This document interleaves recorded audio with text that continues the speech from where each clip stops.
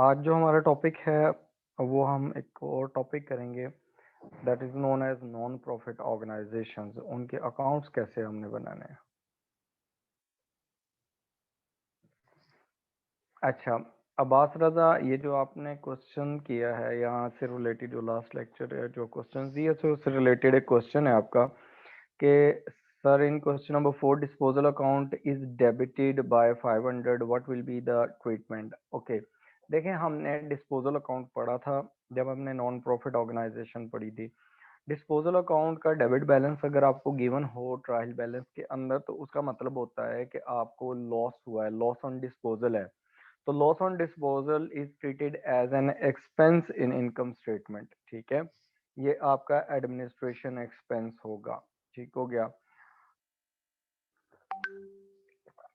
उसके बाद अगर ये क्रेडिट बैलेंस हो, ठीक है बस, तो ये आपके पास ट्रीट, अगर क्रेडिट बैलेंस ट्रायल बैलेंस में गिवन हो तो फिर ये होता है प्रॉफिट ऑन डिस्पोजल। तो प्रॉफिट ऑन डिस्पोजल जो है वो आपके कंसीडर होता है एज एन अदर इनकम। ठीक हो गया।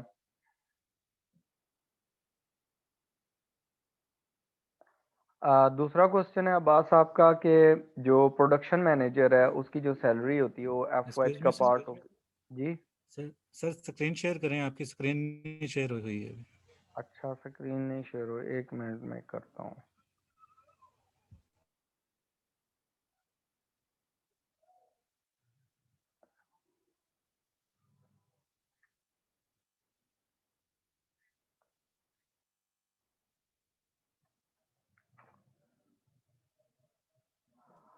ओके।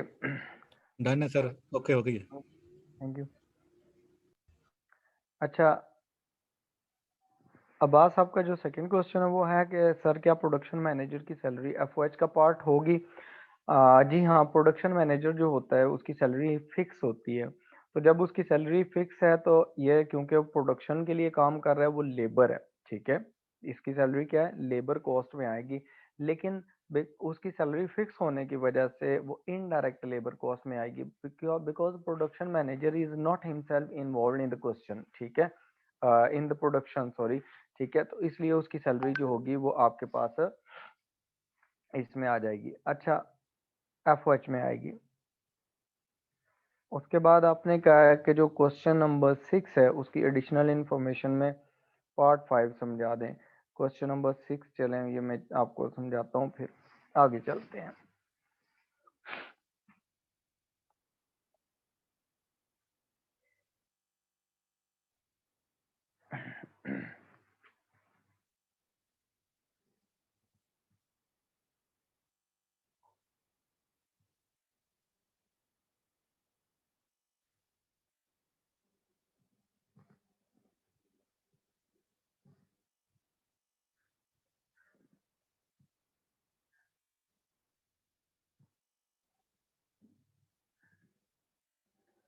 क्वेश्चन नंबर 6 पार्ट 5, देखें यही वाला क्वेश्चन है अब्बास जो स्क्रीन पे आपकी शेयर हो रहा है।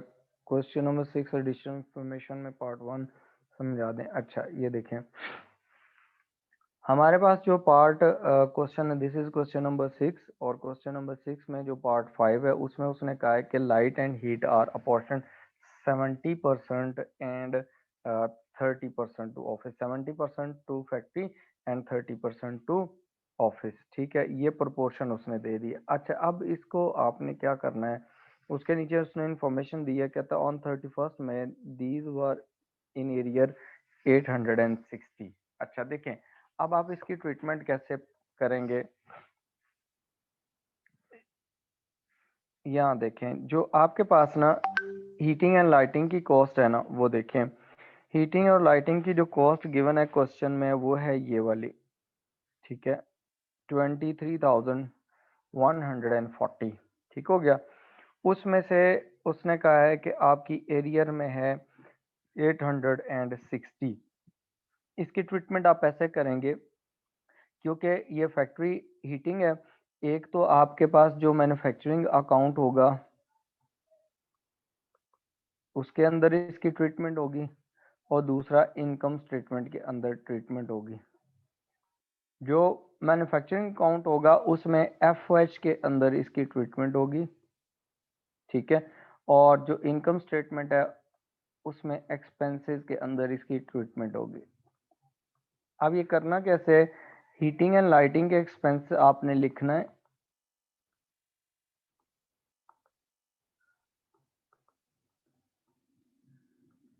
वो टोटल आपको जो गिवन है वो 23,140 का गिवन है, ठीक है। इसमें से जो अक्रूड है, अक्रूवल का मतलब, अक्रूड एक्सपेंस का मतलब है होता है कि आपका एक्सपेंस तो इस साल का है लेकिन आपने अभी पेमेंट नहीं की, तो जो आपके इंटरनेशनल अकाउंटिंग स्टैंडर्ड्स हैं वो कहते हैं कि जब अक्रूवल कॉन्सेप्ट के तहत कि आपने अगर पेमेंट की है या नहीं की, अगर एक्सपेंस इस साल का है तो आपने उसको लिखना है, रिपोर्ट करना है। तो 860 जो है वो आप इसमें ऐड कर देंगे। बाकी जब आप इसे प्रोपोर्शन करेंगे तो 70% एफओएच में आ जाएगा, ठीक हो गया। और इसी का हीटिंग एंड लाइटिंग का, इसी को आप जब रिपोर्ट करेंगे एक्सपेंसेस के अंदर तो 23,140 ये आपको फिगर गिवन है। ट्रायल बैलेंस में 860 जो है वो उसमें आप ऐड करेंगे और 30% यहाँ पर चार्ज कर देंगे, ठीक हो गया। ये प्रोपोर्शन हो जाएगा। Abbas, is that clear?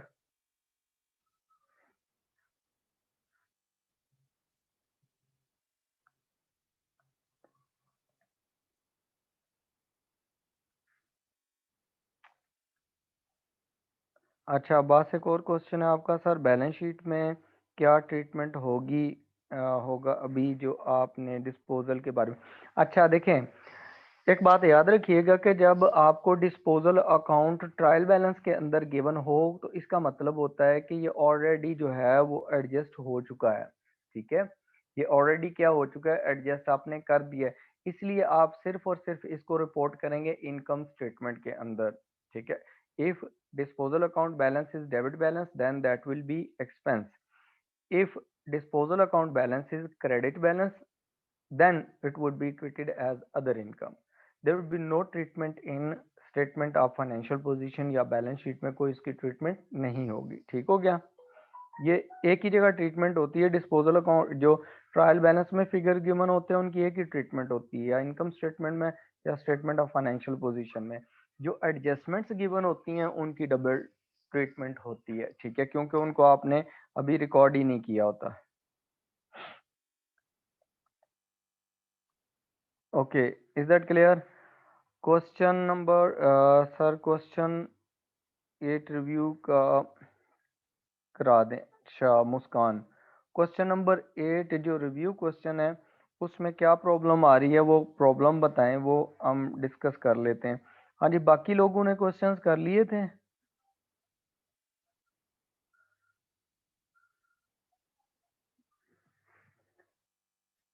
अच्छा मुस्कान, इसमें बताएं ये जो क्वेश्चन नंबर 8 है इसमें आपके क्या प्रॉब्लम आ रही है? एडिशनल इंफॉर्मेशन में प्रॉब्लम आ रही है, एडजस्टमेंट्स में, या क्वेश्चन में कोई चीज़ है उसमें आपको प्रॉब्लम आ रही है, वो बताएं। तो बाकी लोग जो हैं अब्बास और इनके अलावा क्या आप लोगों ने कर लिया ये?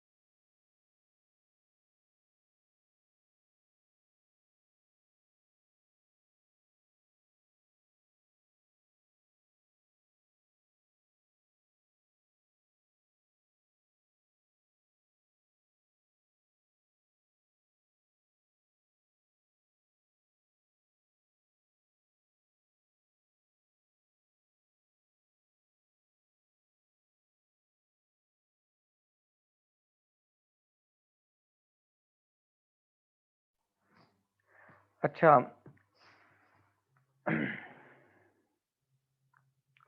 अच्छा, इक्वल नहीं आ रहा तो वो एडजस्टमेंट्स में कोई प्रॉब्लम होगी। मैं सॉल्यूशन आपको भेजूँगा, उसमें फिर आप देख लीजिएगा। जो एडजस्टमेंट में प्रॉब्लम्स हैं वो मुझे बताएँ। अच्छा, वो इक्वल मैं आपको आज आंसर्स जो है ना वो अपलोड कर दूँगा आज रात को। सॉरी, वो मैं इधर लाहौर में था नहीं, इसलिए मैं आंसर्स वगैरह उसके अपलोड नहीं कर सका। और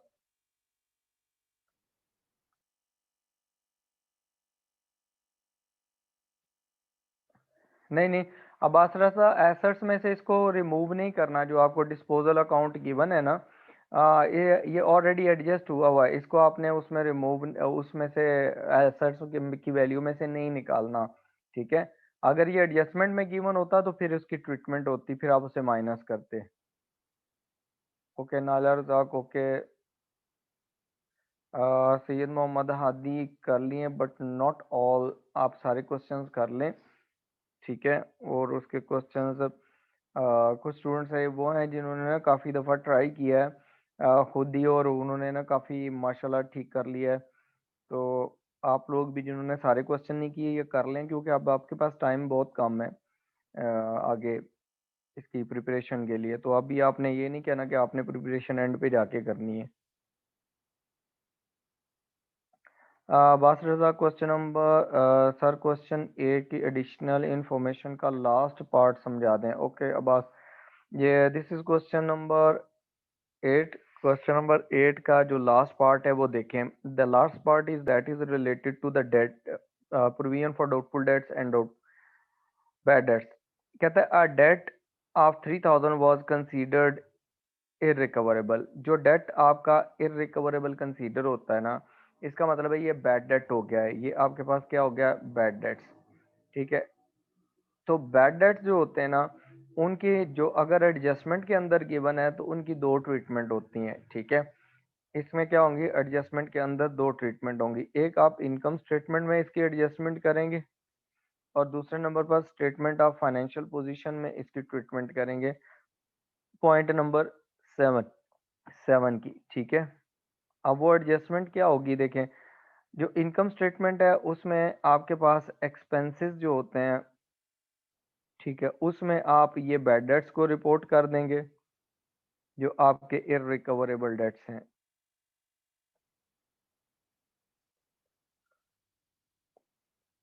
पहले ये चीज़ है, 3000 यहाँ पर रिपोर्ट हो जाएंगे, प्लस आपके स्टेटमेंट ऑफ फाइनेंशियल पोजीशन में करंट एसेट्स के अंदर आपने ट्रेड रिसीवेबल लिखे होते हैं, ठीक है? ट्रेड रिसीवेबल्स, ये जो ट्रेड रिसीवेबल्स आपने लिखे हुए, ट्रेड रिसीवेबल अगर क्वेश्चन में देखें ना, तो हमारे पास क्वेश्चन में ट्रेड रिसीवेबल्स जो गिवन है वो कितने गिवन है, ये सेकंड लास्ट आइटम गिवन है, दैट इज 58,000, ठीक है? ये 58,000 के आपके ट्रेड रिसीवेबल गिवन है। तो ये जो ट्रेड रिसीवेबल्स हैं यहाँ पर आप लिखेंगे 58,000। इसमें से आप क्या कर लें, इसमें से आप माइनस कर लेंगे जो बैड डेट्स। अब जो बैड डेट्स एडजस्टमेंट में गिवन है तो वो आपने इसमें से माइनस करने हैं। अगर ये एडजस्टमेंट में ना गिवन होते तो सिर्फ ये इनकम स्टेटमेंट में रिपोर्ट होते। अब होता ये है कि आपको जब अकाउंट्स आपने क्लोज किए, आप ये कर रहे थे कि आपने जब अकाउंट बनाया ट्रेड रिसीवेबल का, तो तब बैलेंस था 58,000 का। उसके बाद 3000 के और बैड डेट्स हो गए। कुछ और लोग थे, उन किसी रीजन की वजह से उन्होंने रिफ्यूज कर दिया पेमेंट करने से, तो वो आप यहाँ से माइनस करेंगे स्टेटमेंट ऑफ फाइनेंशियल पोजीशन से, और लाके आप इनकम स्टेटमेंट में उसको रिपोर्ट कर देंगे, ठीक है? तो आपके रिमेनिंग जो ट्रेड रिसीवेबल्स रहते हैं 55,000 के रिसीवेबल्स आपके पास रह जाएंगे, ठीक है? अब ये जो रिमेनिंग ट्रेड रिसीवेबल्स हैं, trade receivables after deducting bad debts, उसके बाद आपने प्रोविजन लेनी है। उसने कहा provision for doubtful debt is to be maintain 4%। उसने कहा प्रोविजन आपने 4% मेंटेन करनी है। तो जो प्रोविजन होती है वो इसके बाद इसमें से डिडक्ट की जाती है। अब देखें, इसमें से आप माइनस करेंगे new provision, new provision for doubtful dates. तो न्यू प्रोविजन जो इसमें से माइनस करेंगे वो कितनी है, वो 55,000 का आप कंसीडर करेंगे कितने परसेंट, 4%। कैलकुलेट 4% ऑफ 55,000 कितना आता है?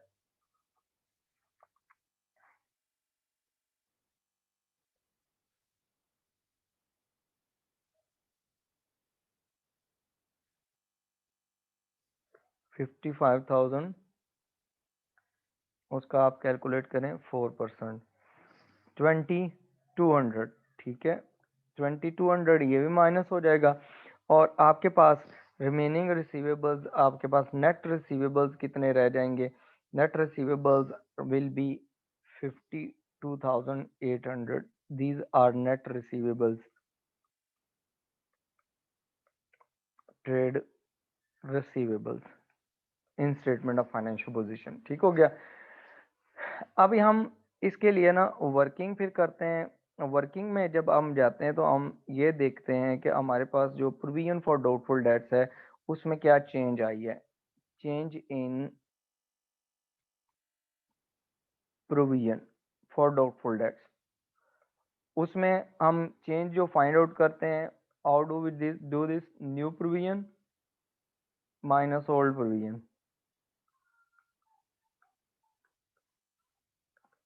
ठीक हो गया।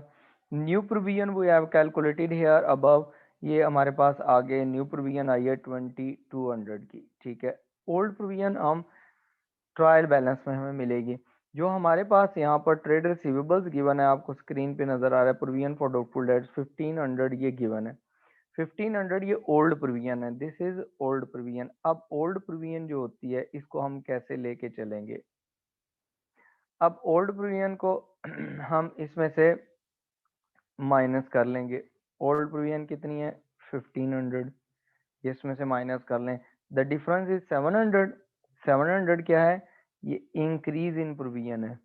तो जो इंक्रीज इन प्रोविजन होती है that is treated as an expense. ठीक है। तो आपके पास जो प्रोविजन फॉर डाउटफुल डेट्स है, जो इंक्रीज है वो आप यहाँ पर लिख देंगे। डाउटफुल डेट्स कितना इंक्रीज है? 700। This will be the treatment. ठीक हो गया। Is that clear? अब्बास ये क्लियर है?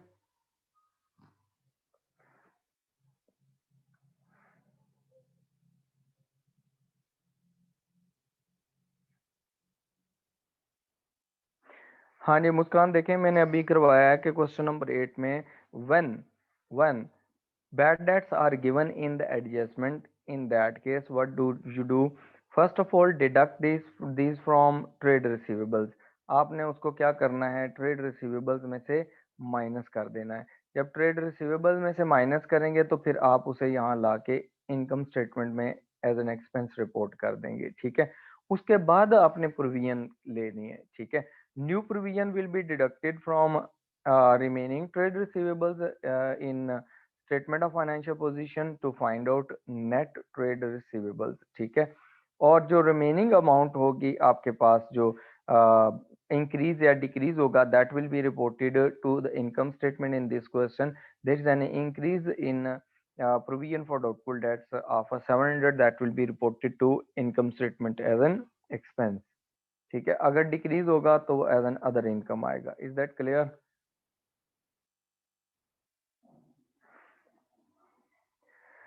मुस्कान क्वेश्चन नंबर 8 में एफ, जो मशीन है उसकी डेप्रिसिएशन जो है वो एफ एच होगी, बिकॉज मशीन के नाम के साथ आप देखें ना उसने क्या लिखा हुआ है। जो आपकी मशीन है क्वेश्चन नंबर 8 में, उसने जो मशीन दी हुई है वो मशीन कहाँ यूज होनी है? फैक्ट्री में यूज होनी है।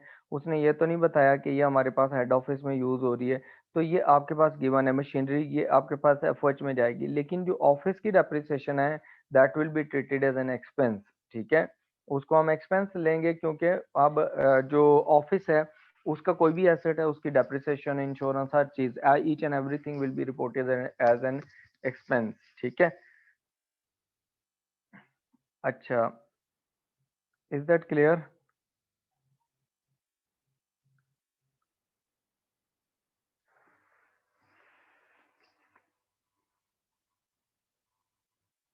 अनाबिया, मैं आपको ना सॉल्यूशन शेयर करूंगा उसमें आपने जो पहली चीज चेक करनी है वो ये चेक करनी है कि क्वेश्चन नंबर 6 और क्वेश्चन नंबर 8 में आपने क्या क्लोजिंग इन्वेंट्री जो है, जैसे क्वेश्चन नंबर 8 है तो इसके पास ये जो इन्वेंट्री गिवन है आपको स्क्रीन पे शो हो रही है, ये वाले 3 फिगर, क्या आपने इनको स्टेटमेंट ऑफ फाइनेंशियल पोजीशन में रिपोर्ट किया है कि नहीं किया? ठीक है, इनकी दो ट्रीटमेंट होंगी। एक तो ये जैसे रॉ मटेरियल है तो ये आपके पास जो कॉस्ट ऑफ मटेरियल यूज्ड हो गया उसमें एंड पे वहां से माइनस हो जाएगा और स्टेटमेंट ऑफ फाइनेंशियल पोजीशन में ऐड हो जाएगा। Similar case is with work in process and similar case is with finished goods. ठीक है, आपने सेम करना है। तो ये आपके एक एरर हो सकता है इसमें। ठीक है, बाकी तो एडजस्टमेंट जो डिफिकल्ट नहीं है, यही एडजस्टमेंट इसमें डिफरेंस हो सकता था या आपके पास ये एडजस्टमेंट है। एक एडजस्टमेंट आपको ये भी गिवन है जो एडजस्टमेंट नंबर 6 है, Nicholas took 7500 of the finish goods for her own use. ठीक है, ये आपने फिनिश गुड्स वो लेके गई है तो आपने क्या करना है इसके लिए, इसको जो रिपोर्ट करना है ना वो आपने क्या करना है, जो इनकम स्टेटमेंट होगी, आपने जो इनकम स्टेटमेंट प्रिपेयर की है उसमें आपके पास ओपनिंग स्टॉक फिनिश गुड्स का है प्लस कॉस्ट ऑफ प्रोडक्शन आ गई।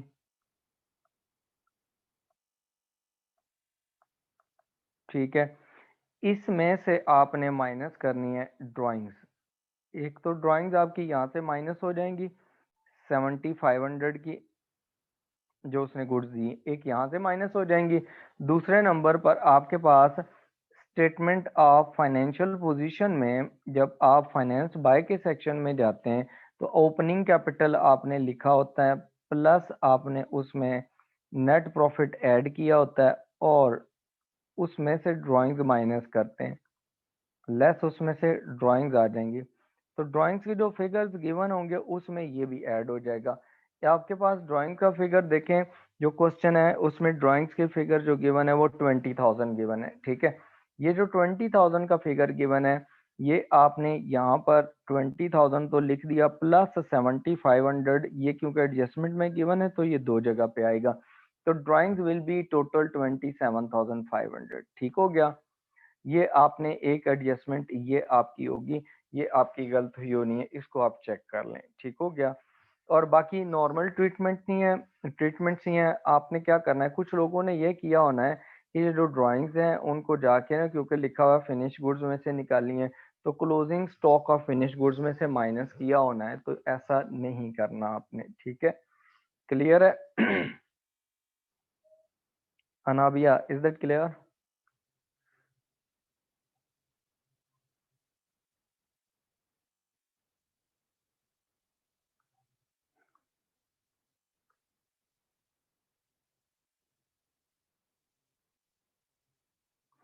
मुस्कान, प्रॉफिट ऑन डिस्पोजल जो होगा that will be treated as an other income not an expense. ठीक है, वो आपकी अदर इनकम है, नॉर्मल इनकम नहीं है ना। नॉर्मल इनकम का मतलब है कि नॉर्मली जो आप चीज़ें सेल करते हैं, परचेज करते हैं, उस पे जो इनकम होती है सेल करने पे, वो नॉर्मल इनकम होती है, उसको हम रिपोर्ट करते हैं सेल्स में। अदर देन सेल्स जो होंगी नॉर्मल सेल्स, अगर आप non current asset dispose of करते हैं, सेल करते हैं, उस पर अगर प्रॉफिट होगा तो वो अदर इनकम कहलाएगा।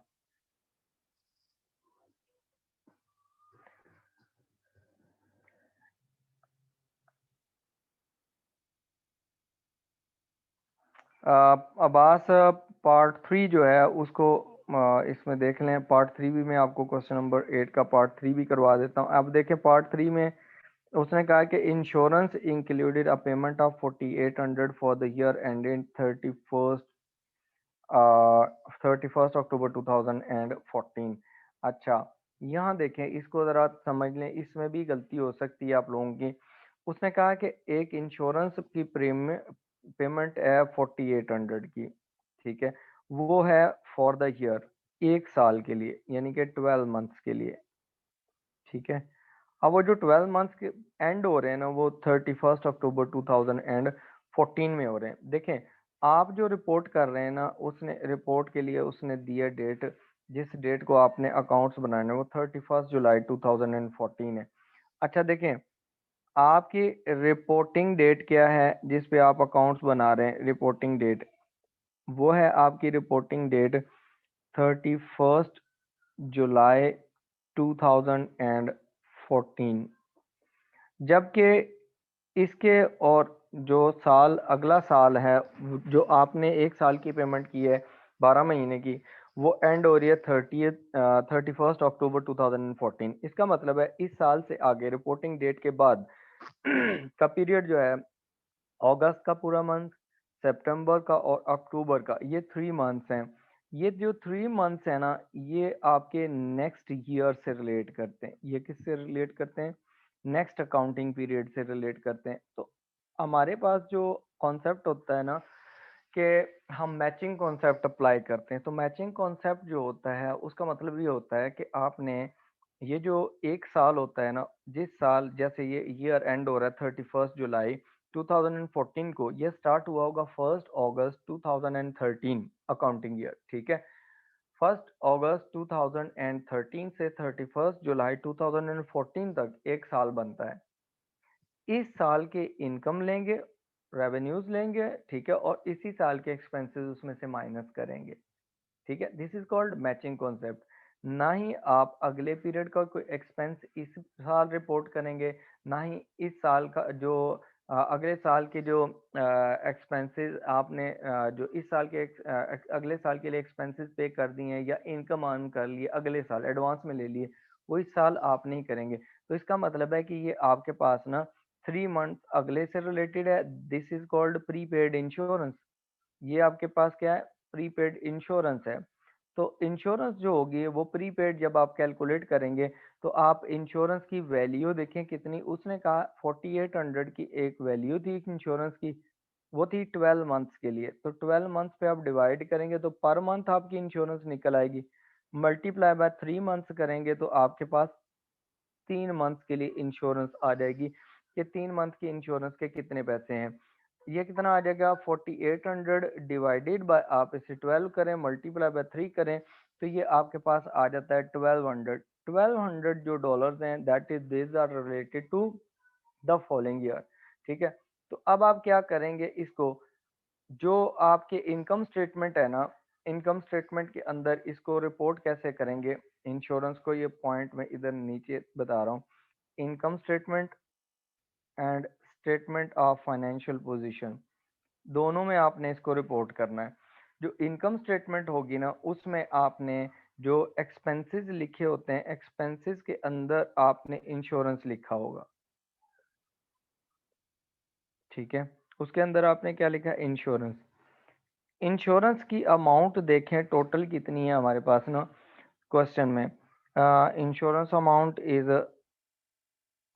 Royalty and insurance. इंश्योरेंस की अमाउंट गिवन है 90,800, ठीक है। अब इंश्योरेंस किस किस से रिलेटेड है वो भी देख लेते हैं, ठीक है।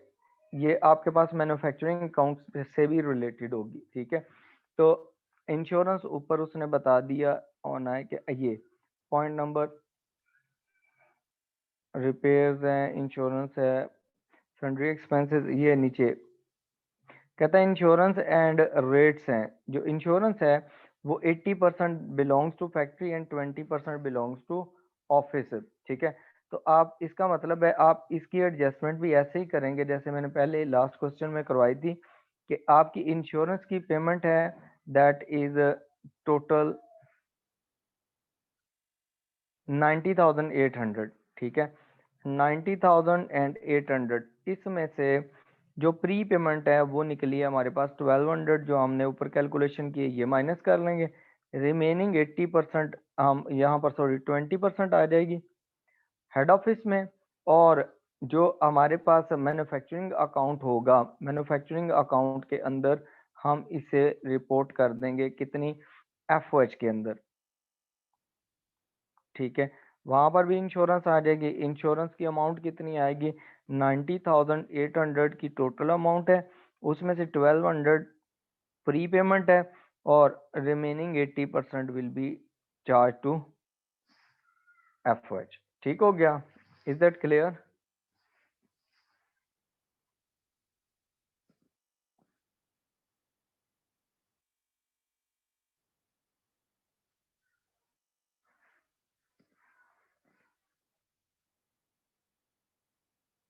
हाँ जी, यहाँ तक क्लियर है जी। इससे रिलेटेड और कोई क्वेश्चन?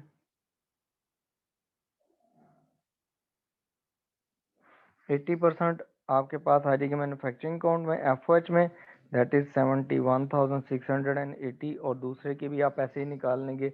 आपके पास अमाउंट आ रही है 90,800 माइनस उसमें से 1,200 कर देंगे, 89,600 बच जाएगी आपके पास इस पीरियड से रिलेटेड इंश्योरेंस। और उसका 20% जो है that is related to office, 17,920 इधर आ जाएगा। और स्टेटमेंट ऑफ फाइनेंशियल पोजीशन में जब आप जाएंगे तो आपके पास जो करंट एसेट्स है ना, करंट एसेट्स के अंदर आपके पास ना प्रीपेड इंश्योरेंस या प्री पेमेंट्स होंगे, उसके अंदर आप रिपोर्ट कर देंगे 1,200। ठीक है, ये ट्रीटमेंट हो जाएगी इसकी। ये जो 1,200 आपकी प्री पेमेंट निकली है, ये सारी रिपोर्ट हो जाएगी। मुस्कान, आपका क्वेश्चन नंबर 4 में 8,000 ड्राइंग्स में ऐड होगा। अच्छा, क्वेश्चन नंबर 4 देखते हैं। क्वेश्चन नंबर 4 में देखें, आपके पास ड्राइंग्स गिवन है। क्वेश्चन में ड्राइंग्स कितनी गिवन है?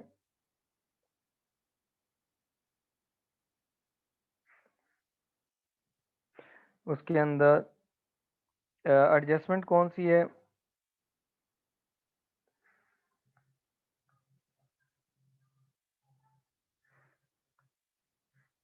मुस्कान, आपने इसमें एडजस्टमेंट लिखे हैं तो मुझे समझ आएगी कि आपने कौन सी एडजस्टमेंट की बात की है, 8,000 वाली।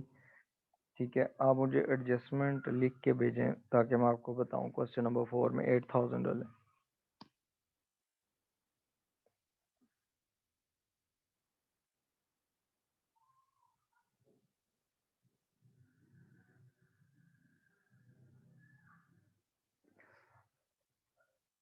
अच्छा,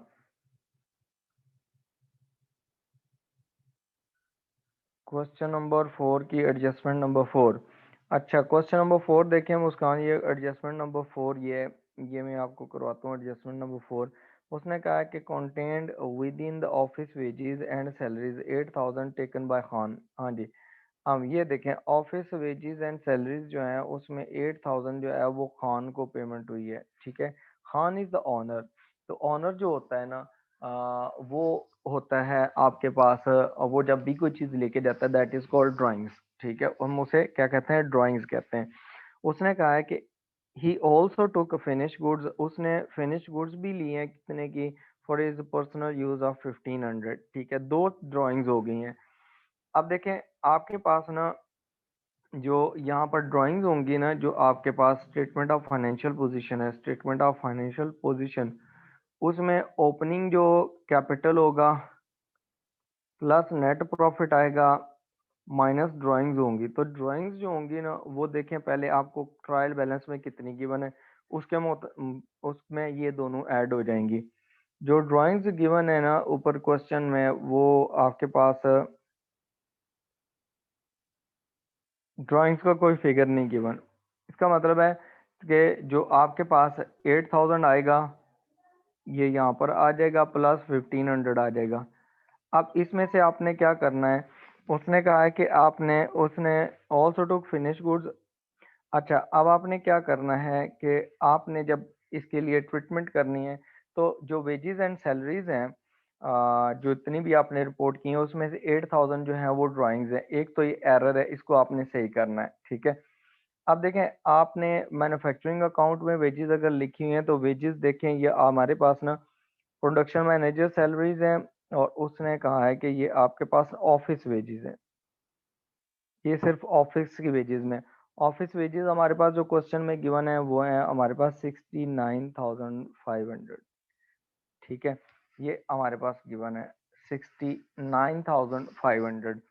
अब देखें जो इनकम स्टेटमेंट होगी ना, इनकम स्टेटमेंट के अंदर आपकी दो ट्रीटमेंट होंगी इस एडजस्टमेंट की। एक तो ट्रीटमेंट आपके पास आ जाएगी जब आप ओपनिंग स्टॉक प्लस आपके पास कॉस्ट ऑफ प्रोडक्शन आ गई। ठीक है, ये आ जाएगी। प्लस आपके पास परचेजेज आ जाएंगे, अगर परचेजेज आपने फिनिश गुड्स की हैं, माइनस उसमें से ड्राइंग्स आ जाएंगी। ड्राइंग्स कितनी आपकी आ जाएंगी? ड्राइंग्स आपने दो जगह पे ट्रीटमेंट करनी है। जो फिनिश गुड्स हैं वो आपने निकाली है 1500 की, तो 1500 यहाँ से माइनस कर लेंगे और यहाँ से जाके आप इसको रिपोर्ट कर लेंगे स्टेटमेंट ऑफ फाइनेंशियल पोजीशन में। और जो दूसरी है आपके पास वेजेस एंड सैलरीज, तो वेजेस एंड सैलरीज जब आप एक्सपेंसेस में जाएंगे, एक्सपेंसेस के अंदर आपने office expenses, admin selling, operating expenses, उसमें जब आप जाते हैं तो उसमें हम आपके पास जो है वेजेस एंड सैलरीज गिवन है। अब वो जो वेजेस हैं वो कितनी है वो देखें क्वेश्चन में, वो आपके पास है गिवन 69,500। ठीक है, इसमें से भी 8,000 आप माइनस कर लेंगे। यहाँ से माइनस किया आपने, क्योंकि ये वेजेस नहीं है नॉर्मल, ये तो ऑनर ने पैसे निकलवाए, इनको वेजेस कंसीडर नहीं करेंगे। तो आप क्या करेंगे, इसको फिर रिपोर्ट कर देंगे इसमें ड्राइंग्स के अंदर। ये एडजस्टमेंट होगी इसकी। Muskan, is that clear?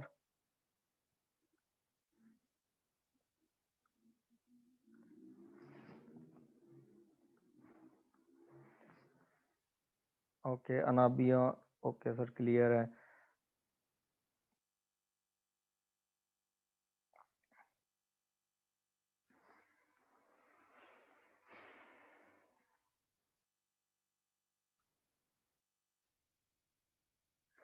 Insurance देख लें आप कितनी वैल्यू की है, उसके हिसाब से देख लें, एडजस्टमेंट ना उसके हिसाब से होगी।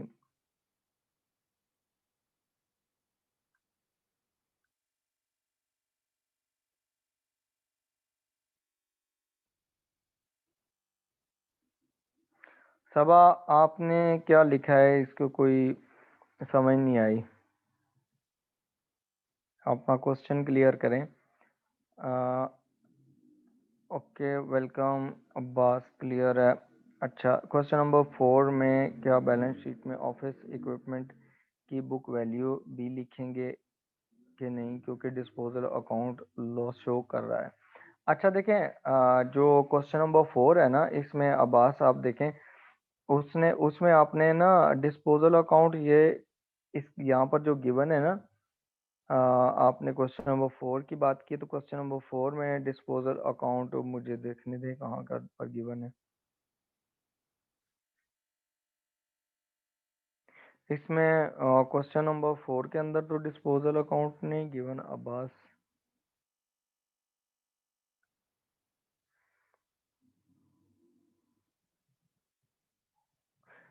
ऑफिस इक्विपमेंट की नेट बुक वैल्यू ही उधर आएगी, सारे ऑफिस इक्विपमेंट थोड़ी सेल कर दिए हैं।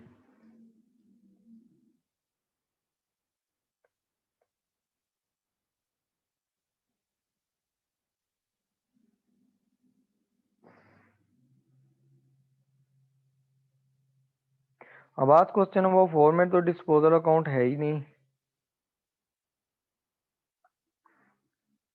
ठीक है, वो क्वेश्चन नंबर आपने शायद चेंज कर दिया।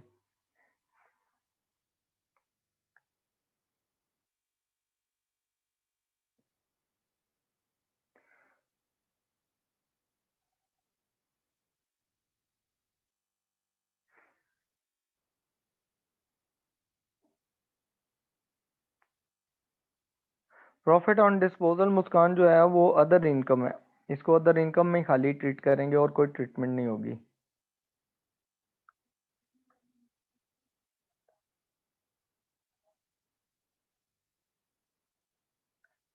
Profit on disposal means other income, आपने नॉन करंट एसेट सेल किया, उस पर प्रॉफिट आया।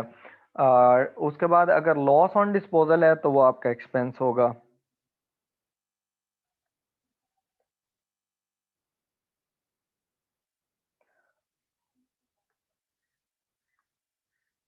सबा ये सारे स्क्रीनशॉट चलें ले लें साथ में ना, कौन से क्वेश्चन का लेना तो वो मुझे बता दें, मैं ओपन कर लेता हूँ क्वेश्चन ना।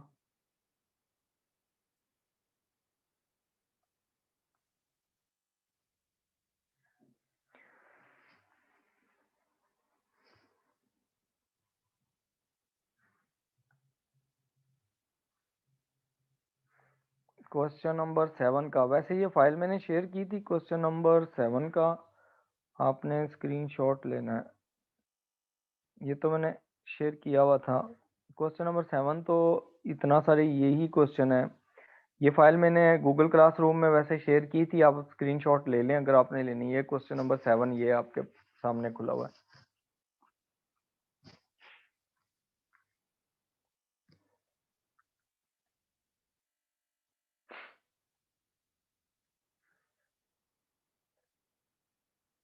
ओके, देखें अभी ना ये तो हमारे पास थे, इसमें जो कुछ क्वेश्चंस हैं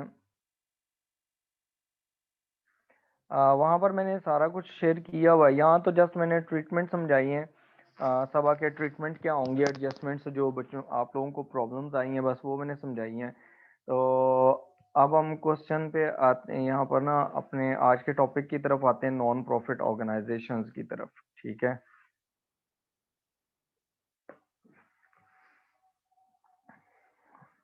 अकाउंटिंग का P1 जो है वो आप करें, और रिव्यू क्वेश्चंस आप कर रहे हैं अनाबिया, वो कर लें, काफ़ी हैं। ठीक है,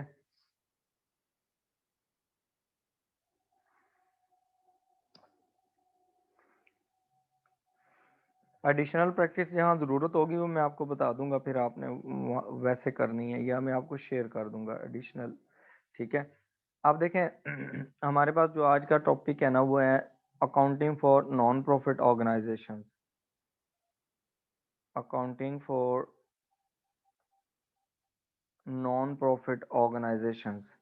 अच्छा, ये जो नॉन प्रॉफिट ऑर्गेनाइजेशंस होती हैं ये क्या चीज़ होती हैं? सबसे पहले तो हम ये देखते हैं कि what does it mean by non profit organisation. जो नॉन प्रॉफिट ऑर्गेनाइजेशंस होती हैं ना, ये हमारे पास होती हैं वो ऑर्गेनाइजेशन जिसका बेसिक पर्पस जो है वो सोशल वेलफेयर है। ठीक है, basic purpose of organisation, basic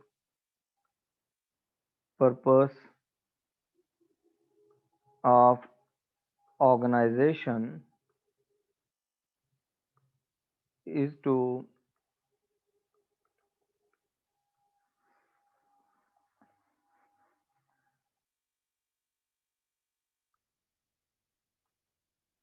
provide facilities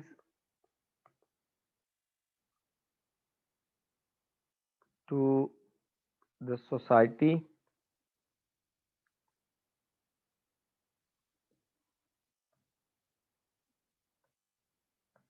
और मेंबर्स। ठीक है, जो ऑर्गेनाइजेशन के मेंबर्स होते हैं उनके वेलफेयर के लिए काम करना।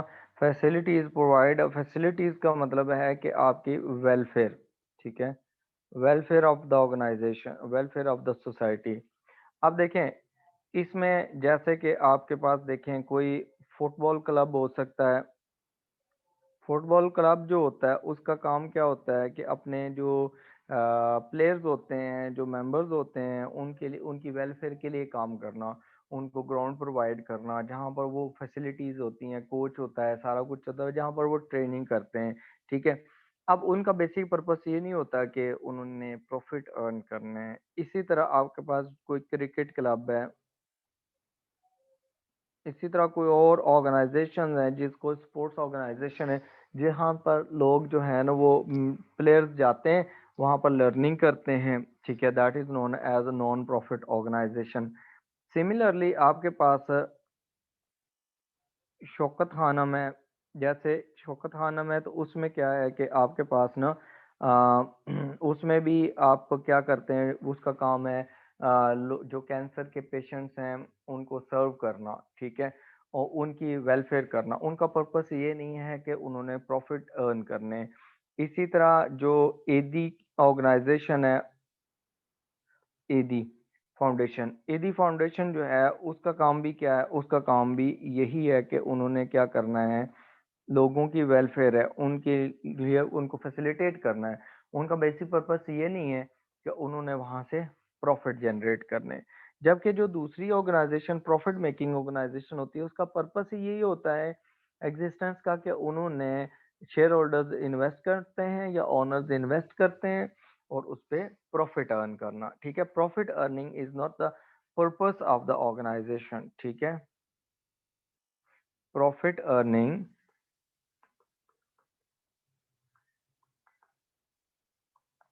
is not the purpose of existence.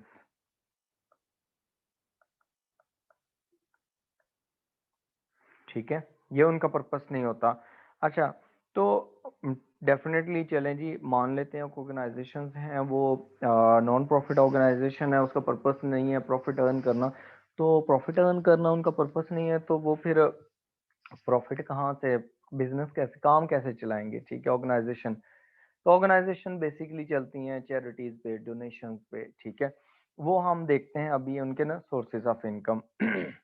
अच्छा, देखें, जो हमारे पास होती हैं ना प्रॉफिट मेकिंग ऑर्गेनाइजेशंस होती हैं,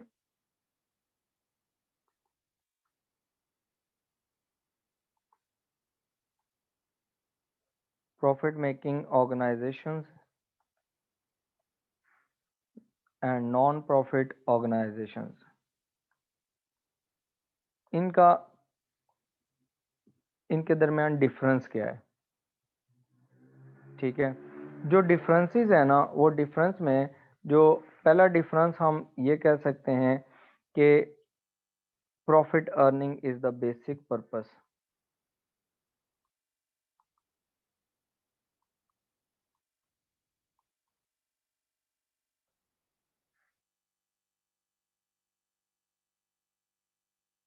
ठीक है, जबकि नॉन प्रॉफिट ऑर्गेनाइजेशन में social welfare is the basic purpose.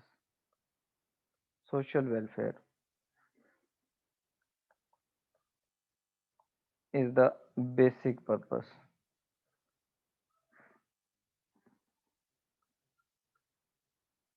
Of the organisation. ठीक हो गया। अच्छा, दूसरे नंबर पर जो इनमें डिफरेंस है, क्योंकि प्रॉफिट तो अर्न ही नहीं करते, अब ये वर्ड जो यूज करते हैं, इसमें हमारे पास बनती है इनकम स्टेटमेंट।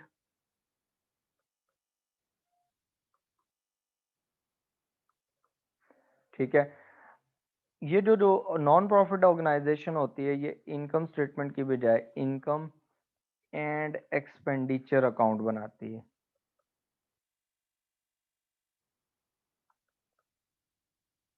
कि ऑर्गेनाइजेशन की इनकम कितनी हुई और उसके एक्सपेंडिचर्स कितने हुए। ठीक है, वो इनकम स्टेटमेंट और नहीं बनाती। ठीक है, income statement is prepaid for income statement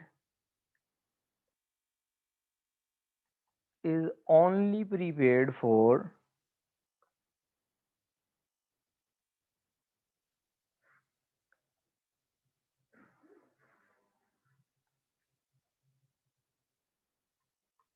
trading activities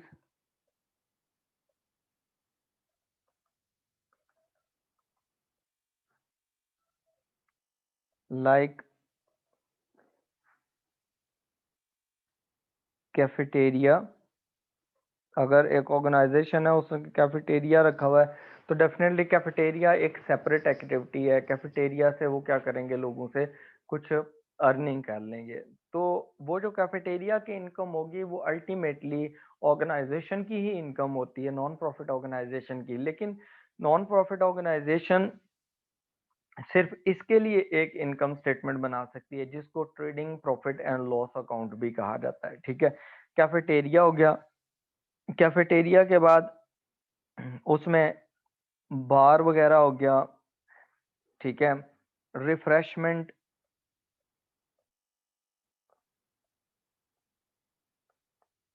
area हो गया। ठीक है, डिफरेंट नेम वो दे सकते हैं। तो इन ये सारी जो चीज़ें हैं, अगर इनकम स्टेटमेंट बनेगी तो सिर्फ उनके लिए बनेगी। ठीक है, लेकिन ऑर्गेनाइजेशन के लिए इटसेल्फ कोई इनकम स्टेटमेंट नहीं बनती, क्योंकि ऑर्गेनाइजेशन ना तो प्रॉफिट अर्न करती है, ना उसका बेसिक पर्पस भी प्रॉफिट अर्निंग नहीं होता। ठीक है, अब इसमें क्या होता है, या तो ऑर्गेनाइजेशन को प्रॉफिट होगा या लॉस होगा, जो प्रॉफिट मेकिंग ऑर्गेनाइजेशन है। जबकि नॉन प्रॉफिट जो ऑर्गेनाइजेशन है, उसमें प्रॉफिट नहीं होगा, उसमें सरप्लस होगा या डेफिसिट हो जाएगा। प्रॉफिट और लॉस का वर्ड यूज नहीं कर सकते। जो हमारे पास यहाँ पर जो है कि अगर ये जो प्रॉफिट है ये नहीं है तो फिर क्या होगा, इनके जो नॉन प्रॉफिट ऑर्गेनाइजेशन है ये कब प्रॉफिट, ये इसमें सरप्लस या डेफिसिट में जाएगी। जो प्रॉफिट ऑर्गेनाइजेशन होती है, प्रॉफिट मेकिंग ऑर्गेनाइजेशन, जब उसकी क्या होती है, इनकम जो होती है, if that is greater then expenses, तो उसको हम कहते हैं कि उसका प्रॉफिट हो गया है। सेम केस यहाँ पर भी होता है नॉन प्रॉफिट ऑर्गेनाइजेशन में, अगर उसकी इनकम जो है that is greater than expenditures, उसके एक्सपेंडिचर से ग्रेटर है, तो फिर क्या होगा, that is known as surplus. हम उसके लिए प्रॉफिट का वर्ड यूज नहीं करेंगे। उसके बाद जो लॉस होगा, loss will be in reverse case, if income of a profit organization, profit making organization is lower than the cost or expenses, that will be treated as a loss। ठीक है। और जो हमारे पास नॉन प्रॉफिट ऑर्गेनाइजेशन है उसमें loss नहीं होता, उसमें अगर इनकम जो है that is lower than expenditures, expenditures ज्यादा हैं, इनकम कम है, in that case that will be consider as deficit. ठीक हो गया। अच्छा, उसके बाद जो हमारे पास जो नेक्स्ट है उसमें क्या चीज आती है कि हमारे पास ना जो इनकम स्टेटमेंट नहीं बनेगी और इनकम एंड एक्सपेंडिचर अकाउंट बनेगा उसमें। ठीक है, इनकम स्टेटमेंट प्रॉफिट या लॉस शो करती है, जबकि income and expenditure account surplus या डेफिसिट शो करेगा। ठीक हो गया। अच्छा, उसके बाद हमारे पास यहाँ पर जो प्रॉफिट मेकिंग ऑर्गेनाइजेशन होती है उसमें कैपिटल होता है। ठीक है, जबकि जो नॉन प्रॉफिट ऑर्गेनाइजेशन होती है उसमें हम एक्यूमुलेटेड फंड का नाम यूज करते हैं, एक्यूमुलेटेड फंड। ठीक हो गया, क्लियर है यहाँ तक। अच्छा, जो प्रॉफिट मेकिंग ऑर्गेनाइजेशन होती है उसमें ड्राइंग्स कर सकता है ऑनर, ड्राइंग्स होते हैं या डिविडेंड्स होते हैं। अगर कंपनी का केस है, जो कंपनी का चैप्टर हमने पढ़ा था, डिविडेंड्स होते हैं, ऑनर्स को डिविडेंड शेयर होल्डर्स को दिया जाता है। जबकि हमारे पास जो नॉन प्रॉफिट ऑर्गेनाइजेशन है उसमें नो डिविडेंड और ड्राइंग्स, ना तो ड्राइंग्स होंगी ना डिविडेंड होगा। ठीक हो गया। जो हमारे पास ऑर्गेनाइजेशन होती है ना प्रॉफिट मेकिंग ऑर्गेनाइजेशन, उनमें क्या होता है, उनमें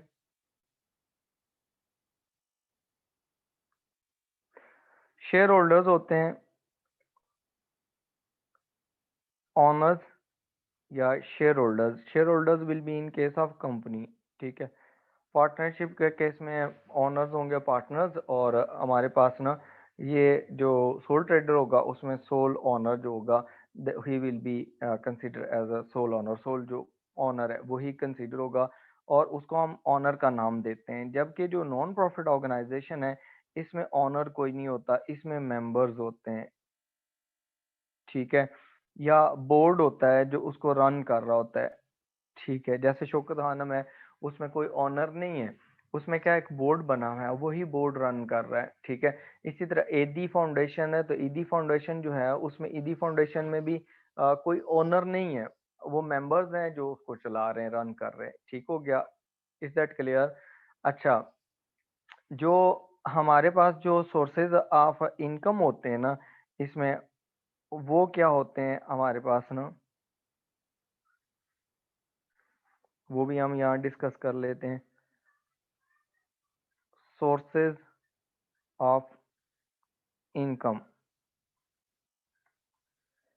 जो प्रॉफिट ऑर्गेनाइजेशन होती है, प्रॉफिट मेकिंग ऑर्गेनाइजेशन, उसमें सोर्स ऑफ इनकम जो होती है ना वो sale of goods and services होती हैं, कि गुड्स और सर्विसेज जो है उसको सेल कर दिया जाए, ये मेन सोर्स ऑफ इनकम होता है उनका। ठीक है, जबकि जो नॉन प्रॉफिट ऑर्गेनाइजेशन होती हैं ना, नॉन प्रॉफिट ऑर्गेनाइजेशन में जो सोर्स ऑफ इनकम होता है वो कौन कौन से होते हैं।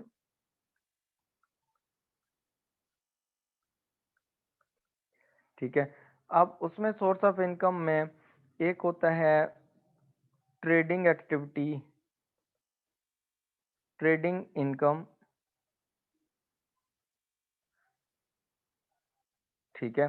ट्रेडिंग इनकम किस किस की होगी, जैसे कैफे है, बार है, हमने ऊपर पढ़ा यहाँ पर ना कि उनके पास ना कैफे या बार वगैरह होगा, या रिफ्रेशमेंट एरिया होगा, ठीक है, वहां से वो प्रॉफिट अर्न करते हैं, ठीक है। ये एक तो ये हो गया आपके पास ना एक सोर्स ऑफ इनकम ये होता है। दूसरे नंबर पर होता है चैरिटी। जो चैरिटी होता है या डोनेशन जिसे कहते हैं, this is the second source of income. ठीक हो गया। अच्छा, चैरिटी हो गया, उसके बाद आपके पास आ गया यहाँ पर डोनेशंस। इसके बाद आपके पास ना सब्सक्रिप्शन होती हैं।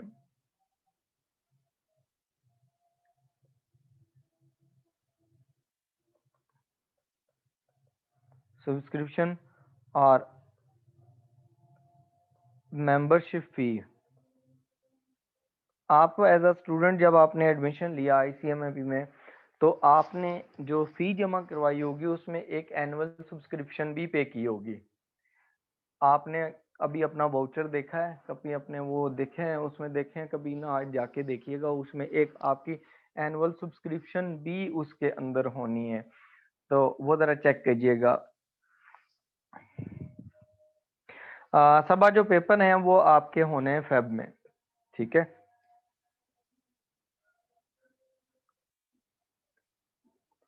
अनाबिया जो अकाउंटिंग के पास पेपर्स हैं ना, मेजोरिटी आपको आपको जो मैंने ये एमसीक्यूज करवा रहा हूँ, 70% पेपर आपका एमसीक्यूज का होना है, ठीक है।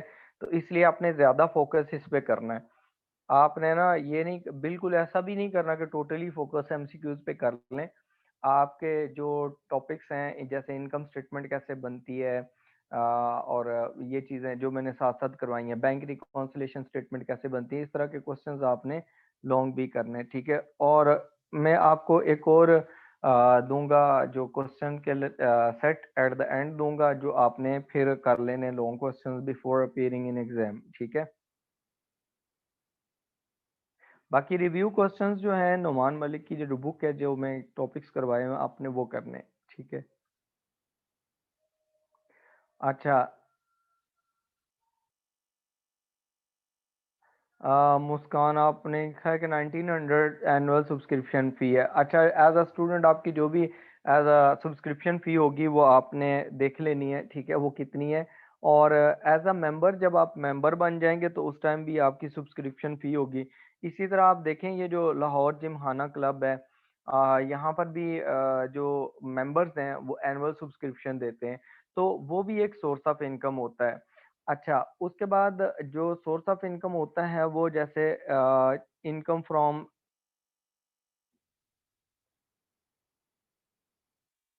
स्पेशल इवेंट्स और स्पोर्ट्स इवेंट्स। अब बहुत से नॉन प्रॉफिट ऑर्गेनाइजेशंस होती हैं, वो क्या करती हैं, मैचेस करवाती हैं, कोई टूर्नामेंट्स करवाती हैं, वो टूर्नामेंट से जो उनको वो इनकम आती है वो भी उनकी सोर्स ऑफ इनकम कहलाती है, ठीक है। अब इसमें जो आपके पास जो वर्किंग होगी ना, अब जब आपने कैलकुलेशंस करनी है, तो वर्किंग जो होगी आपको इसकी वर्किंग करनी पड़ेगी ट्रेडिंग इनकम की, ठीक है। डोनेशंस वगैरह की आपके पास नो वर्किंग्स। ये वर्किंग क्यों नहीं होती, उसकी वजह यह है कि अगर एक दफा किसी ने डोनेशन दिया है तो जरूरी नहीं है कि अगली दफा ही दे, बाउंड नहीं है वो, ठीक है। और आप ये नहीं कह सकते कि लास्ट टाइम आपने डोनेशन दिया था इस दफा आप दोबारा दें, ठीक है। तो डोनेशन और चैरिटीज का कोई अकाउंट नहीं बनेगा, जो भी आपको इनकम गिवन होगी एज इट इज आपने लिखनी है। मेंबरशिप फी इसके लिए वर्किंग करनी पड़ेगी, और इसके क्वेश्चन सेपरेट भी काफी ज्यादा आते हैं, ठीक है। और उसके बाद इनकम फ्रॉम स्पेशल इवेंट, इसके लिए डिपेंड करता है कि आपके को गिवन है या नहीं। अगर तो उसने कहा है कि आपने एक टूर्नामेंट करवाया, उसमें से रजिस्ट्रेशन फी आपकी है 10,000, तो वो 10,000 आप इधर लिख लें, और उसमें से एक्सपेंसेस 8,000 हुए हैं तो 8,000 को आप एक्सपेंडिचर्स में रिपोर्ट कर सकते हैं। अच्छा, अब इसमें ना फाइनेंशियल स्टेटमेंट्स जो हैं वो कौन कौन सी बनेंगी वो देखते हैं। जो financial statements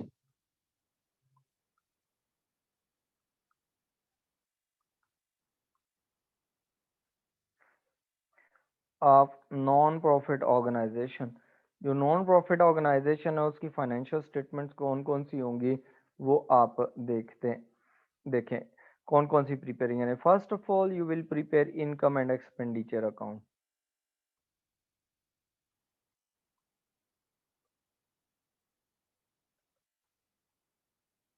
income and expenditure account बनाएंगे। सेकंड में आप क्या करेंगे, आप इसमें ट्रेडिंग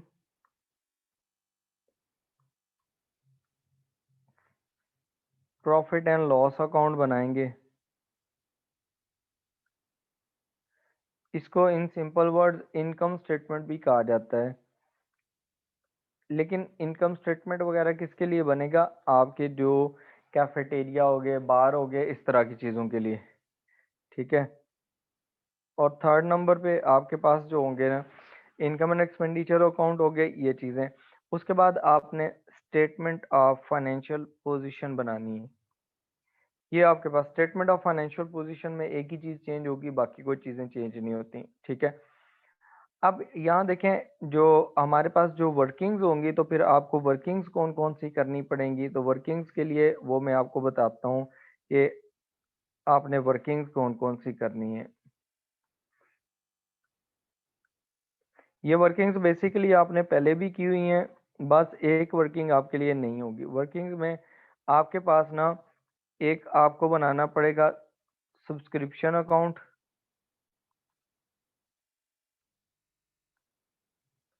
ठीक है।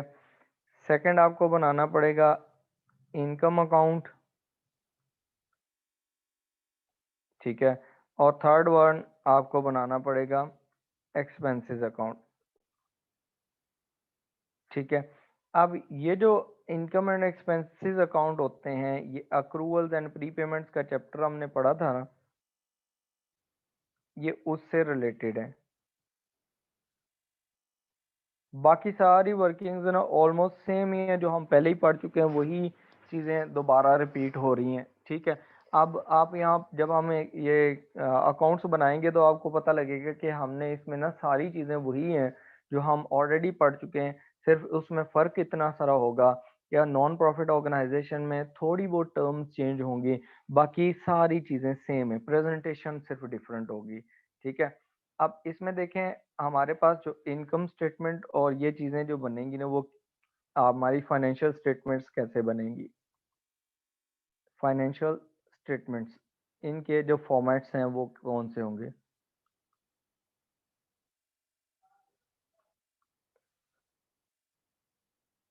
ठीक है, फाइनेंशियल स्टेटमेंट्स में से सबसे पहले आप बनाएंगे इसमें इनकम स्टेटमेंट, जो वर्किंग में होती है, लेकिन आपसे एग्जामिनर पूछ लेता है इसके लिए ना, इनकम स्टेटमेंट या ट्रेडिंग प्रॉफिट और लॉस अकाउंट, ठीक है। ये होता है सिर्फ और सिर्फ किसके लिए, आपके पास ट्रेडिंग एक्टिविटी के लिए। फिर आपके पास इसमें आता है सेकंड नंबर पर income and expenditure account, income and expenditure account,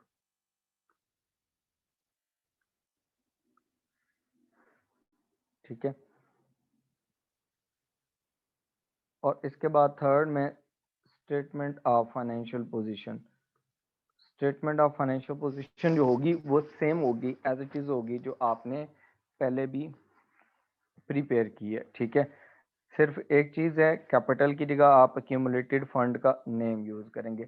अच्छा, ट्रेडिंग अकाउंट जो होता है, ट्रेडिंग अकाउंट का जो फॉर्मेट होता है वो फॉर्मेट क्या होगा, आप वो फॉर्मेट कैसे फॉलो करेंगे। देखें, सबसे पहले first of all you will write down net sales. Net sales मतलब आपके सेल्स माइनस सेल्स रिटर्न, ठीक है। एग्जाम में आपके पास हो सकता है सेल्स ऊपर लिखी हो और उससे नीचे सेल्स रिटर्न्स लिखी हो, तो वो आपने एज इट इज लिख लेनी है, वो उसमें कोई मसला नहीं है, ठीक है। इसमें से आपने क्या करना है, लेस करना है कॉस्ट ऑफ सेल्स, ठीक है। जो कॉस्ट ऑफ सेल्स है उसमें क्या क्या चीज़ें आती हैं, ओपनिंग स्टॉक प्लस परचेजेज आ जाएगा, माइनस परचेजेज रिटर्न या रिटर्न आउटवर्ड्स, ठीक है, प्लस इसमें आ जाएगा आपका कैरेज इनवर्ड्स। ये फॉर्मेट वही है जो हम पहले बनाए हुए हैं हम इनकम स्टेटमेंट के लिए। कैरेज इनवर्ड्स आ जाएगा, कैरेज इनवर्ड्स के बाद आपके पास ड्राइंग्स आ जाएंगी, सॉरी इसमें ड्राइंग्स नहीं होती, क्लोजिंग स्टॉक आ जाएगा,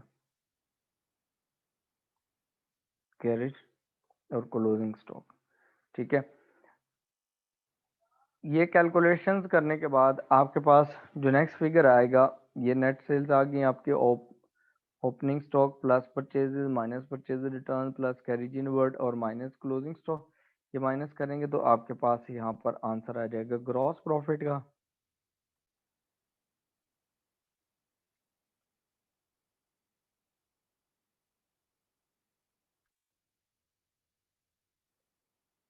ग्रॉस प्रॉफिट का, ठीक है।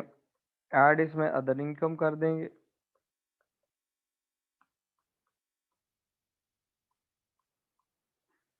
और लेस इसमें लॉसेस ऑपरेटिंग एक्सपेंसेस कर देंगे।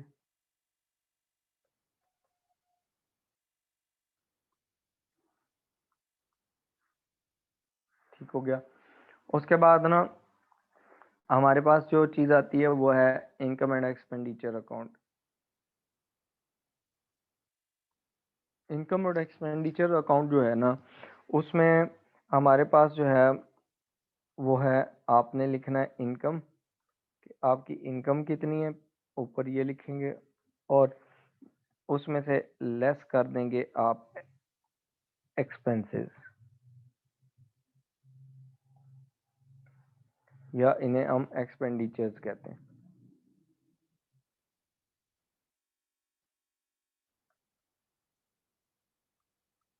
ठीक है, अगर एक क्रिकेट क्लब है तो क्रिकेट क्लब की कितनी इनकम है और कहाँ कहाँ से आई है और उसके एक्सपेंडिचर्स कितने टोटल, वो लिख देने। ठीक है, अब ये देखें यहाँ पर आप सोर्स ऑफ इनकम डिक्लेयर करेंगे कि आपका सोर्स ऑफ इनकम कितना है। का आपको ट्रेडिंग इनकम हुई है, क्या ट्रेडिंग एक्टिविटी से आपको कोई पैसा मिला है, तो जो आपके पास यहाँ पर ये जो आपने इनकम स्टेटमेंट बनाई है, इसका जो आंसर आएगा वो यहाँ पर आएगा। ठीक है, ट्रेडिंग इनकम प्लस आप क्या करेंगे, इसमें डोनेशंस हैं, चैरिटीज हैं, वो आप लिख देंगे। ठीक है, डोनेशन हो गया, चैरिटी हो गया। चैरिटी के बाद आपके पास जो चीज़ आती है वो क्या है, वो है सब्सक्रिप्शन।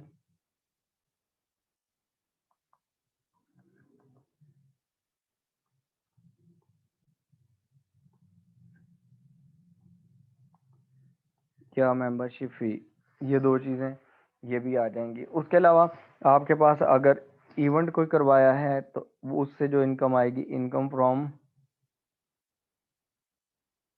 एनी अदर एक्टिविटी या स्पोर्ट्स एक्टिविटी। बाकी एक्सपेंडिचर्स और नॉन प्रॉफिट ऑर्गेनाइजेशन, वो उसके जो उसके लिए जो बैलेंस शीट बनाएंगे या स्टेटमेंट ऑफ फाइनेंशियल पोजीशन बनाएंगे वो सेम रहेगी, लेकिन एक चेंज आ जाएगा, जो फाइनेंस बाय है उसमें हम उसकी जगह एक्यूमुलेटेड फंड कर देंगे। जो नॉन करंट एसेट्स हैं वो एज इट इज़ आ जाएंगे, जो आपके पास करंट एसेट्स हैं वो भी एज इट इज़ आ जाएंगे, जो आपके पास करंट लाइबिलिटीज़ हैं वो भी आपकी एज इट इज़ आ जाएंगी, जो आपके पास नॉन करंट लाइबिलिटीज़ हैं वो भी आपके पास एज इट इज़ आ जाएंगी। और उसके बाद जो आपके पास आता है फिफ्थ चीज़ जो आती है वो एक्यूमुलेटेड फंड है। ओपनिंग एक्यूमुलेटेड फंड कितना है,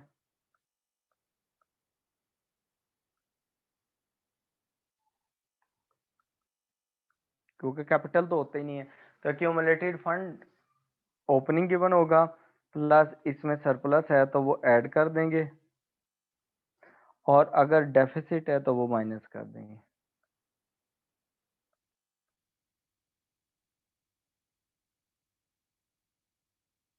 ठीक हो गया। और उसके बाद ये दो चीज़ें, और उसके बाद आपके पास ड्राइंग्स इसमें होती नहीं है तो आपके पास क्लोजिंग एक्यूमुलेटेड फंड आ जाएगा।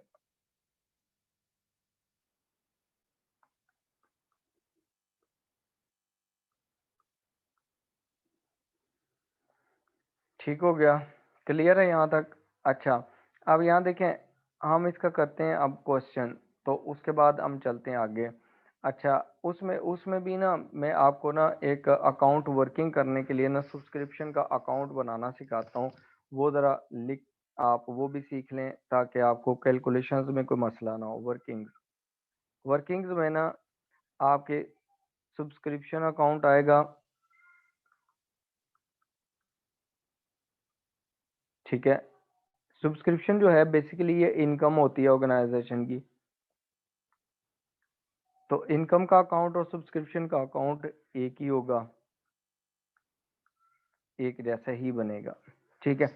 अब देखें, हमारे पास ना जो सब्सक्रिप्शन होती है ना, आप फॉर एग्जांपल ऑर्गेनाइजेशन में काम कर रहे हैं आईसीएमएपी में, तो आपने कुछ स्टूडेंट से सब्सक्रिप्शन लेनी है, मेंबर्स से सब्सक्रिप्शन लेनी है या ले ली है, ठीक है। तो अगर आपने साल के स्टार्ट में ना, आपसे ये 2020 चल रहा है, ठीक है, आपने सब्सक्रिप्शन लेनी थी, आपने इस साल के लिए नहीं ली, लास्ट ईयर, ठीक है। तो आपके पास ओपनिंग जो बैलेंस होगा ना, अगर बैलेंस ब्रॉड डाउन है ना, वो आपके पास डेबिट साइड पे आ जाता है। ये कब होगा? जब आपके पास ना सब्सक्रिप्शन इन एरियर होगी, ठीक है। कि आपने पिछले साल लेनी थी सब्सक्रिप्शन, किसी ने नहीं दी, तो ऑर्गेनाइजेशन के एसेट होता है। इसी तरह कोई इनकम का अकाउंट आ जाता है ना ओपनिंग, और उसमें लिखा होता है कि आपने एरियर में, इसका उसका मतलब है कि आपने अभी पैसे लेने थे, लिए नहीं, एसेट है।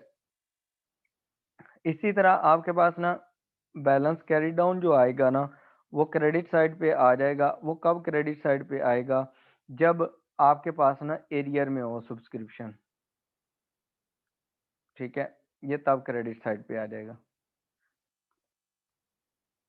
उसके बाद हमारे पास ना जो आते हैं क्या इसका, अगर बैलेंस ब्रॉड डाउन ना आपको गिवन है पिछले साल का सब्सक्रिप्शन का, तो ब्रॉड डाउन इस साल, आप पिछले साल का क्लोजिंग इस साल का ओपनिंग हो गया।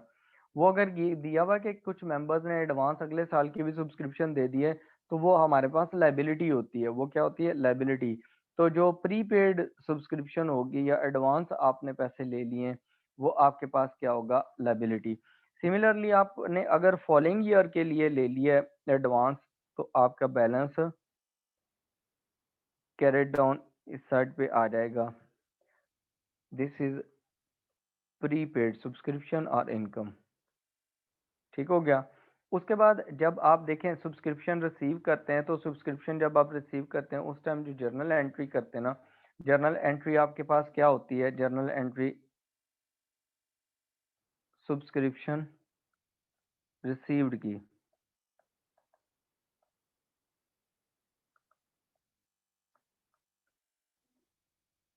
सब्सक्रिप्शन रिसीव्ड में डेबिट बैंक अकाउंट, ठीक है, और क्रेडिट सब्सक्रिप्शन अकाउंट,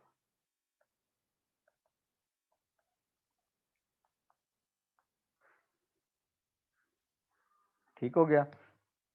अब यहाँ देखें कि आपके पास ना ये जो इनकम होगी, अब हम सब्सक्रिप्शन का अकाउंट बना रहे हैं, तो सब्सक्रिप्शन अकाउंट के क्रेडिट साइड पे ये अमाउंट जाएगी जो आप रिसीव करेंगे, और डेबिट में यहाँ पर डेबिट रेफरेंस लिख देंगे। ये क्या है? Subscription received.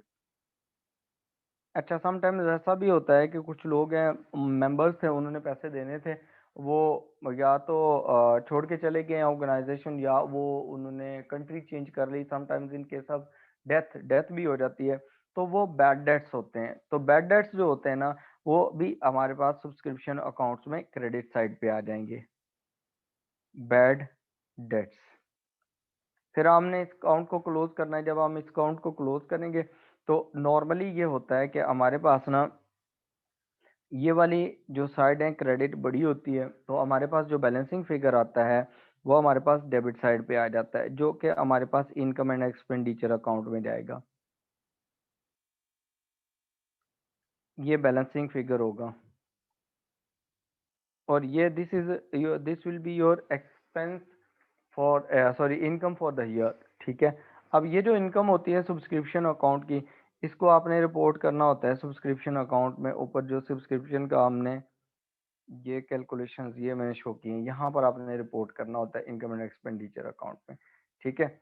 और जो आपके एक्सपेंसेस के अकाउंट्स हैं उसके लिए आप क्या टी अकाउंट जो हम नॉर्मली पहले भी बनाते थे, अगर आपके ओपनिंग एंड क्लोजिंग बैलेंसेस दिए हुए हैं और आपने एक्सपेंस फॉर द ईयर निकालना है तो आप एक्सपेंस अकाउंट बनाएंगे, ठीक है। जो एक्सपेंस अकाउंट बनेगा वो ऑपोजिट बनेगा ऊपर वाले का। अगर आपके पास ना उसने कहा कि प्रीपेड एक्सपेंस आपके पास गिवन था, तो balance brought down will be on the debit side for the prepaid expenses, ठीक हो गया। उसके बाद अगर वो कहता है कि आपके पास ना eight the end of the year कोई एक्सपेंस प्रीपेड है अगले साल के लिए, तो वो भी आपका एसेट होता है, ठीक हो गया। उसके बाद आपके पास वो कहता है कि आपके पास ओपनिंग बैलेंस जो है, बैलेंस ब्रॉट डाउन, वो क्या है, वो आपके अक्रूड हैं,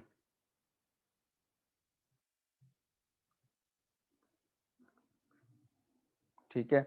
और अगर बैलेंस ब्रॉट डाउन आपको balance carry down accrued given है तो वो आपकी लायबिलिटी होती है।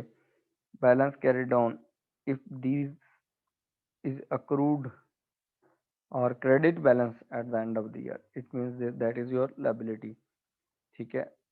तो वो यहाँ पर आएगा। फिर जब आप एक्सपेंसेस पे करते हैं तो उस टाइम जो एंट्री करते हैं वो क्या करते हैं, एक्सपेंसेस पेड, डेबिट में एक्सपेंसेस अकाउंट और क्रेडिट में बैंक अकाउंट। तो ये एक्सपेंसेस अकाउंट हम बना रहे हैं, उसकी डेबिट साइड पे अमाउंट जाएगी, तो डेबिट साइड पे हम क्या लिखेंगे, यहाँ पर अमाउंट लिख देंगे डेबिट साइड पे एक्सपेंसेस अकाउंट में, और यहाँ पर हम डेबिट रेफरेंस लिख देंगे बैंक। अब जो बैंक है उसमें क्या है आपके पास ना यहाँ पर हम ये एक्सपेंसेस पेड ये आ गए। अब हम जब इसे क्लोज करेंगे तो अब इसमें नॉर्मली डेबिट साइड जो है हमारी बड़ी आ जाती है और हमारे पास जो बैलेंसिंग फिगर है वो क्रेडिट साइड पे आ जाता है। तो हमारे पास ये जाएगा, जो भी इनकम स्टेटमेंट का अगर बैलेंस है तो वहाँ चला जाएगा, अगर इनकम एंड एक्सपेंडिचर के एक्सपेंसेस हैं तो वहाँ चले जाएंगे, but this would be a balancing figure,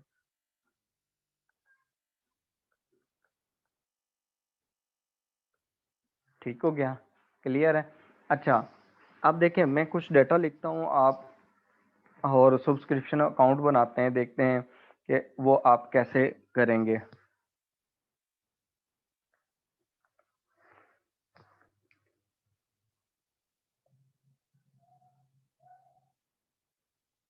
subscription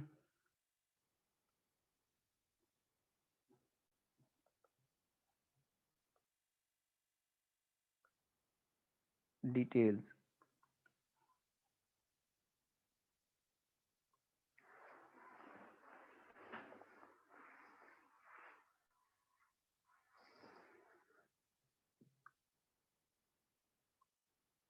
opening balance,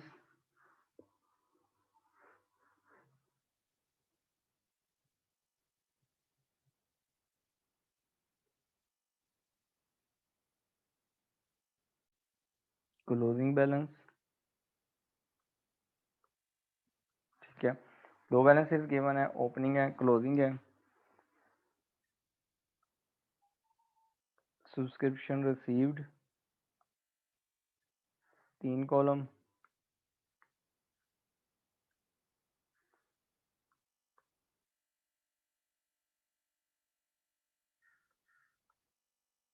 subscription received in cash, bad debts,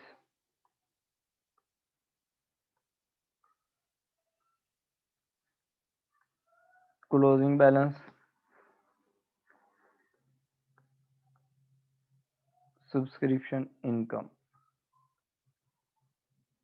तो हमारे पास सब्सक्रिप्शन इनकम कितनी है, ये हमारे पास ओपनिंग बैलेंस है, फिर हमारे पास सब्सक्रिप्शन रिसीव्ड, बैड डेट्स का कॉलम, क्लोजिंग, और ये आपने फाइंड आउट करना है, ठीक है।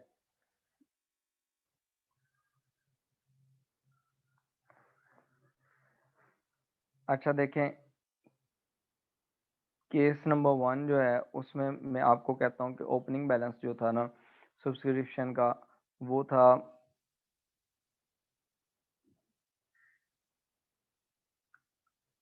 5000, ठीक है,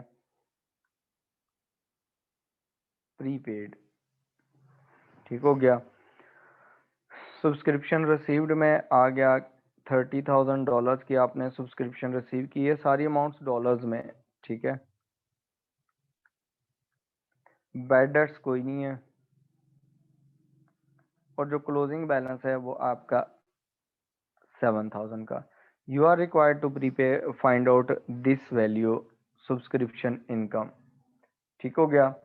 इस साल के लिए सब्सक्रिप्शन, पहले केस में कितनी सब्सक्रिप्शन इनकम होगी? केस नंबर 2 जो है,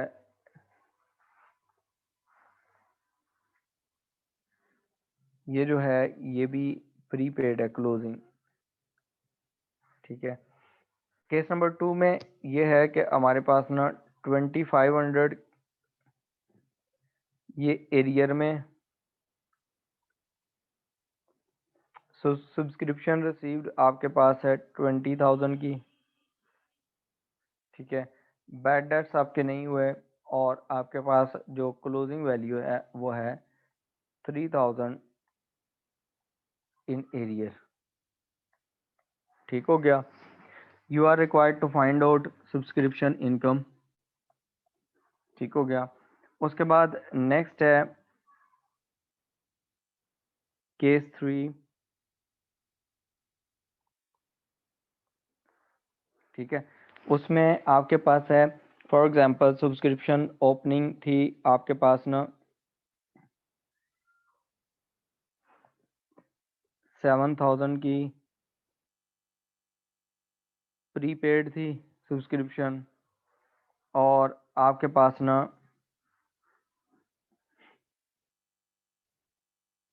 2,000 की एरियर में थी। दो सब्सक्रिप्शन आपके पास थी। कुछ मेंबर्स ने एडवांस दे दिया था, कुछ मेंबर्स ने अभी आपको एडवांस पेमेंट नहीं की। During the year you received subscription of $50,000, ठीक है। और आपके बैड डेट्स जो हुए वो 1,000 के हो गए, और आपके पास जो क्लोजिंग आपके पास आगे वो आए 4,000 prepaid subscription. You are required to find out subscription income, ठीक है। फिर आपके पास आता है केस नंबर 4। उसमें फॉर एग्जांपल हमारे पास ना स्टार्ट में 6,000 एरियर में था, ठीक हो गया। और सब्सक्रिप्शन रिसीव आपने की है 70,000 की, बैड डेट्स कोई नहीं है, और आपके पास जो क्लोजिंग बैलेंस है वो है प्रीपेड,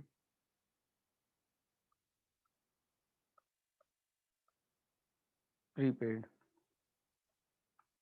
तो आपने फाइंड आउट करना है कि आपके पास सब्सक्रिप्शन इनकम कितनी थी। यहाँ तक क्लियर है? अभी देखें, पहले के लिए मैं आपको अकाउंट बनवाता हूँ। केस नंबर 1 है, इसमें when you will prepare subscription account you are required to find out balancing figure that is the subscription income for this year, ठीक है।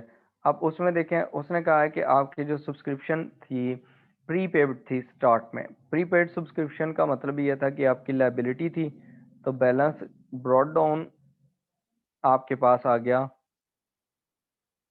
क्रेडिट साइड पे, because it was a liability at the start of the year, ठीक है। During the year subscription received कितनी थी आपके पास? 30,000। Bank account debit, subscription account credit. तो subscription account की क्रेडिट साइड पे ये डालेंगे, और यहाँ पर रेफरेंस आपका क्या देंगे? बैंक अकाउंट, ठीक है। क्लोजिंग भी प्रीपेड है अमाउंट, तो प्रीपेड का मतलब है कि आपके पास बैलेंस कैरी डाउन यहाँ पर डेबिट साइड पे आएगा। क्रेडिट बैलेंस है कितना है आपके पास? ये 7,000। आप इसको 7,000 यहाँ लगाएं। अब आप इसकी कर दें कैलकुलेशन, इसको क्लोज कर दें। जब आप क्लोज करेंगे तो क्या करेंगे? क्रेडिट साइड है आपके पास 30,000 प्लस 5,000, 35,000, ठीक है। You will write down this on the both sides of a subscription account. इसमें से आपने ये फिगर निकाल लेना है 7,000 का जो क्लोजिंग बैलेंस है। तो जब आप ये फिगर इसमें से निकाल लेंगे तो आपके पास जो रिमेनिंग वैल्यू रह जाएगी वो कितनी रह जाती है, 35,000 माइनस 7,000 इज इक्वल टू 28,000। 28,000 आपके पास क्या है, ये आपके इनकम एंड एक्सपेंडिचर अकाउंट में जाएगा, ठीक है। ये आपका बैलेंसिंग फिगर है, ठीक हो गया। अब जब आप इनकम स्टेटमेंट में जाएंगे तो आप 28,000 जो होगा उसको रिपोर्ट करेंगे एज एन इनकम, ठीक है। Is that clear? यहाँ तक कोई क्वेश्चन हो?